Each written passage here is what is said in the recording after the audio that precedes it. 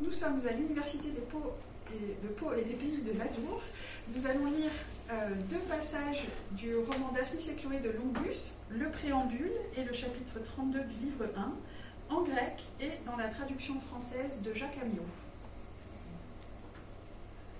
En Lesbo, teron en alsei nymphon teama, eidon kalioston on eidon. Eikonos, graphen, historian erotos.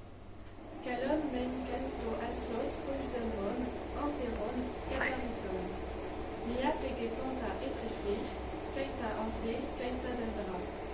Allegrafe ternoptera, kai teknen ekusa, periten, kai tuknen erotiken. Ose poloi kaiton xenon, kata femen, eesan, ton men nymphon itekai, tes de eikonos teatai. Stante, un jour à la chasse, un livre de Mételin, dedans le parc qui est sacré aux nymphes, j'y vis une des plus belles choses que je sache jamais avoir vues. C'était une peinture d'une histoire d'amour. Le parc de lui-même était bien beau, aussi planté de forts arbres, semés de fleurs et arrosé d'une fraîche fontaine qui nourrissait et les arbres et les fleurs.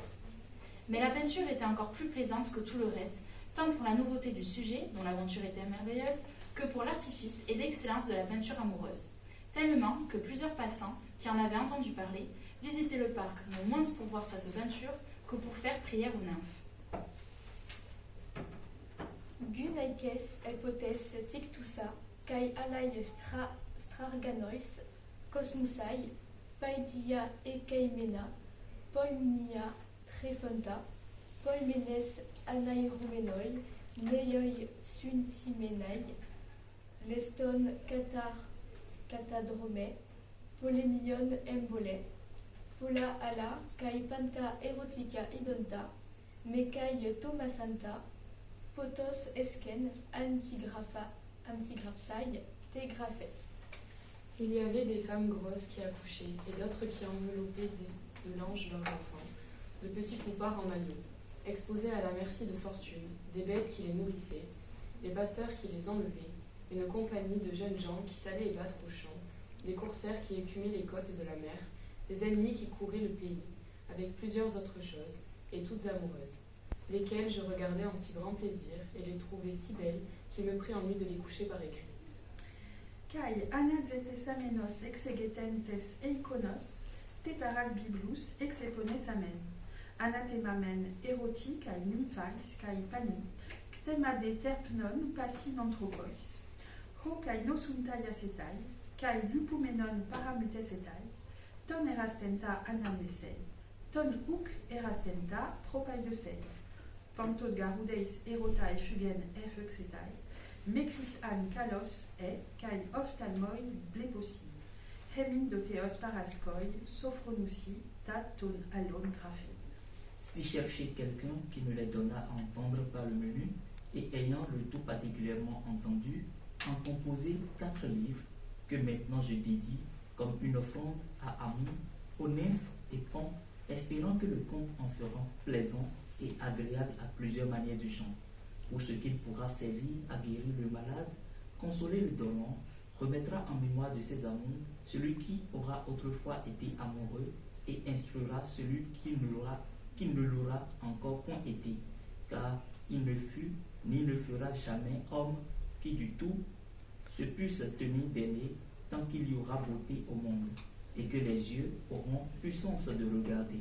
Mais Dieu veuille qu'en décrivant les amours des autres, je n'en sois moi-même travaillé. On passe maintenant au chapitre 32 du livre 1. Meta de ton tu dorkonos paphon, loueiton Daphnin et Chloé, prostas nymphan agagusa, eisto antron, eis agagusa. Kai ote tote proton Daphnidos orontos, elusato, ton soma docon, kai cataron, ulpo calus, kai ude lupron, es calon deomenon.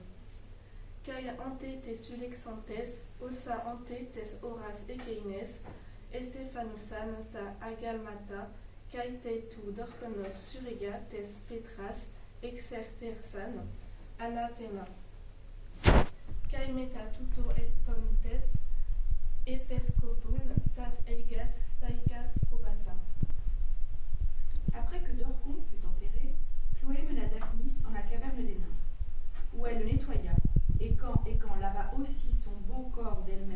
blanc et poli comme albâtre, et qui n'avaient que faire d'être lavés pour sembler beaux. Puis, en cueillant ensemble des fleurs que portait la saison, en firent des chapeaux aux images des nymphes, et attachèrent contre la roche la fluste de Dorcon pour offrande. Puis, cela fait, retournèrent vers leurs chèvres et brebis. Tade panta katakeito mete nemomena mete blekomena aloimai ton daphnin kaiten kloen afaneis antas potunta epeiugun oftentes kai eboesan tusunetes kai esurisan tamen anastanta enemeto aide aiges eskirton frimasomenai cataper edomenai soteria sunetus aipolu.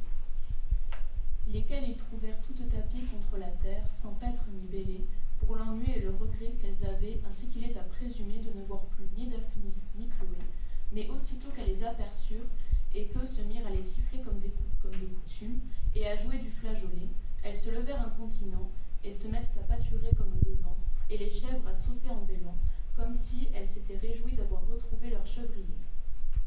Umen o Daphnis kai rein epeite ten psyken, idon ten Chloen gumnen, kai to proteron lantanon, kalos ekekan humenon. Elgei ten cardianos estiomenen hypopharmacon.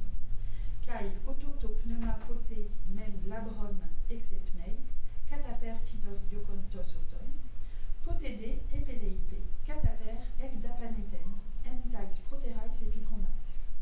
Edocen to lutron einaites talases phoberoteron.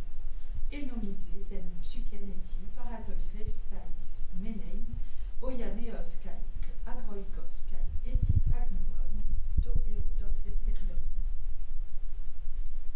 Mais quoi qu'il y eût, Daphnis ne se pouvait jouir à bon escient depuis qu'il eut vu Chloé toute nue, et sa beauté à découvert, car il ne l'avait auparavant jamais vue. Son cœur en languissait ne plus ne moins que s'il lui était atteint et envenimé de quelque poison.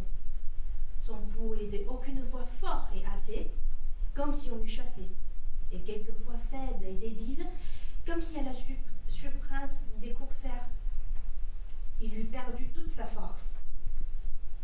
Et lui semblait la fontaine où il avait vu Chloé se laver plus effroyable et plus redoutable que la mer. Brief, il lui était admis que son âme était encore entre les brigands, tant il était en grande peine comme un jeune garçon nourri au champ, qui n'avait encore jamais expérimenté